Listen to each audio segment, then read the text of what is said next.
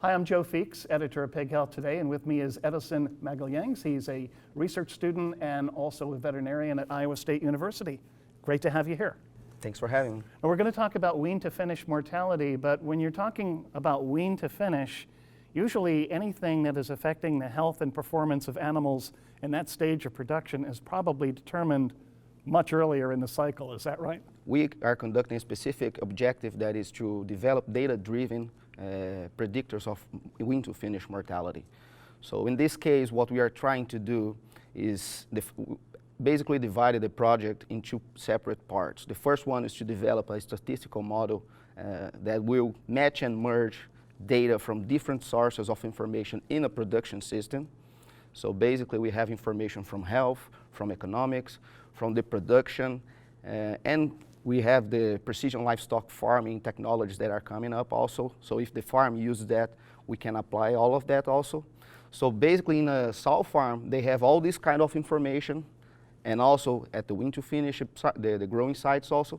And the first objective was to develop a model that will capture all of that and match and merge all of that in a final cohort report that we will provide information from service to market, but not only production data, but the economic data also, the health information, and if they have smart technologies, we can include that. So if they measure the water consumption daily on the wean-to-finish barn, we can include that, all of that information in the final closeout. So the groups that went to the market for that production system will have the information aggregated automatically with this software. With that final spreadsheet, the cohort report, the main objective is to do a statistical analysis on it.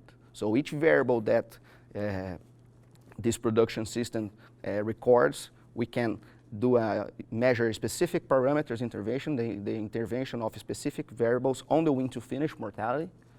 And after that, we can also do a multivariable analysis to predict mortality downstream. Well, Edison, this sounds like a tremendous undertaking. I'm assuming you're not doing all this work alone. Who else are you working with? It's a 5-year big project, and we are included in that. Actually, Kansas State is participating, Iowa State, Purdue University. So for the Iowa State team, there's a lot of objectives. With that data, we want to provide a tool that the production system can use, and they are going to make the answers. Mm-hmm. So because today we have spreadsheets and information that are separate, but they are not aggregated, mm-hmm, and provides information for the production system. So the main objective is to give that opportunity to them so they can make the answer. So what is my wean-to-finish mortality now? What is impacting? What should I do to improve? Where should I focus? So we need to start that, having all the information aggregated firstly.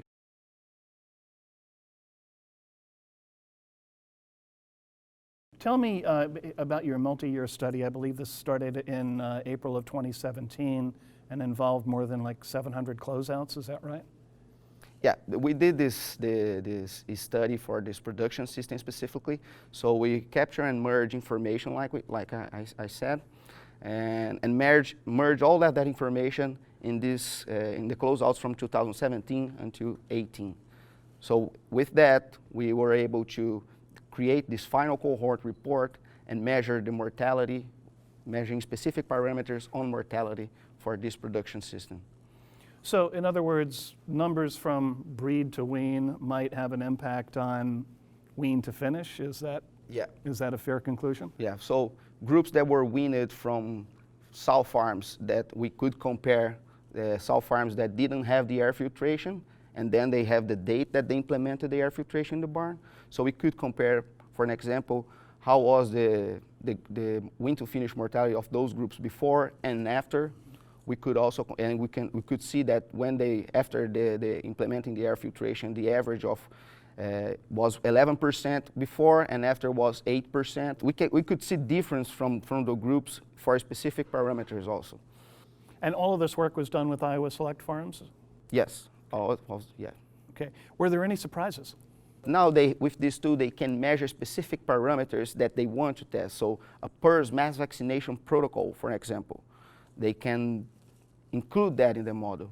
So the first step that we did with them is to make this tool available and now we are implementing, they are recording some specific things to do that. For example, in 2019, we did another analysis from 2019, January to June, and they implemented a few variables now that they have the model. They recorded information from diagnostic at the growing phase, and we could track that, the diagnostics on those groups, and compare groups that had E. coli during the growing phase or salmonella.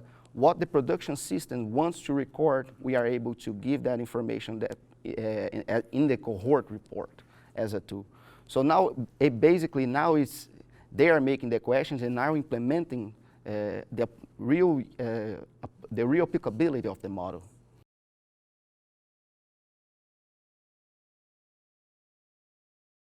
And what does this model actually look like, or what does the tool actually look like? Is this a cloud-based system where you can enter in information about your operation?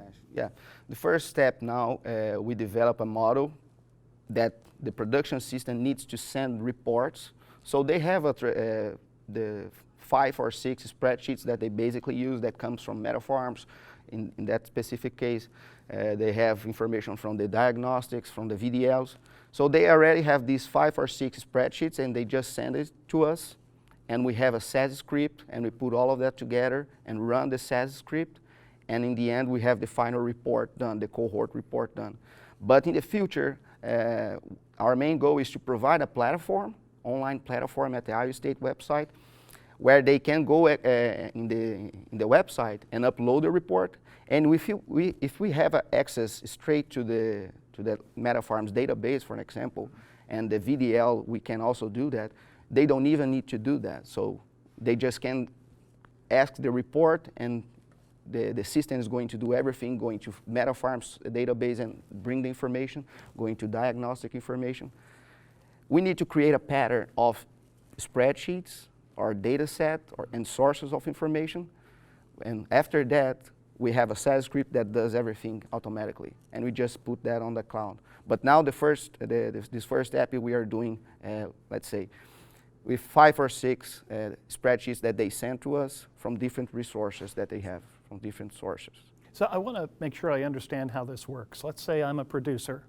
My wean to finish mortality is higher than it should be, let's say 9 or 10%. Mm-hmm. I can take this information and load it into this model, and then as a result of that, with Iowa State's help, might be able to identify some other segments or problems in production in breed to wean, for example, that if I correct that problem, it might help me on the back end. Is that right? Yeah, that's the final idea. That's the final goal.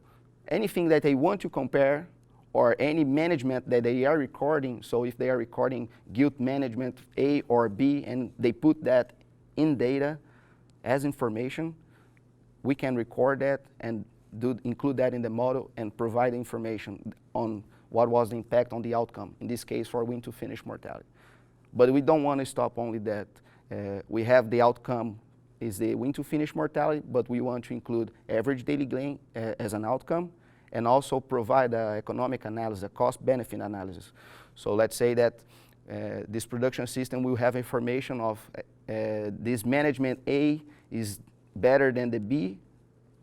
We are going to show the average, the mean value, but we're also going to show how is that in money. So the difference in money and the average on value.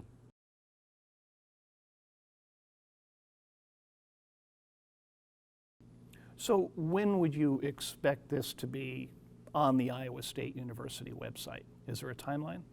The main goal for this website, this online tool in the future, it will be to have information from different sources, from different softwares, that someone can just go step in and include the data, and we don't need to build the script again. So we want to have a SAS script in the end that will cover all the softwares. And now we just have the softwares for that specific production system. So in the meantime, for any producer who would be interested in exploring this, what specific reports do they need to send in, and where should they be sent? Basically what we are asking are the production reports, so nursery, wean to finisher, and finisher closeouts that they have, the sow performance monitor. So those 4 reports that I told you, they are from production data, and also VDL information, diagnostic information. We can match and merge that information from that group where that happened to all of the closeout. Also information that they provide to, for example, the MSHIMP report, so they record the health status for some diseases weekly at the sow farms. We can also include that information in the group, that classification. Structure information, so if they want to compare for example, for this production system, the feeder type, if they record that, they can compare the feeder type, the drinker type, what is the difference between the curtain barns and the tunnel barns, the air filtration. So basically, management, structure, health, economic, and production. Where they come from this production system, it depends on the software, but basically we are trying to cover all of that and capture and merge in a final cohort report, and provide any statistical analysis also. Well, it sounds like it's going to be a tremendous and really valuable production tool because, I think the industry certainly tends to focus on the numbers for different segments of production, but what's happening in one segment may have started 2 segments ago. So this sounds like it'll bring a lot of these moving parts together. Yeah, exactly. If you look for health information, for example, when you merge information from the growing groups, so diagnostic information, and you merge with information that happened in the weaning phase or the sow farm, we can see that some of the groups that had some problems at the growing phase, they had a health status that was classified as epidemic or with some problems.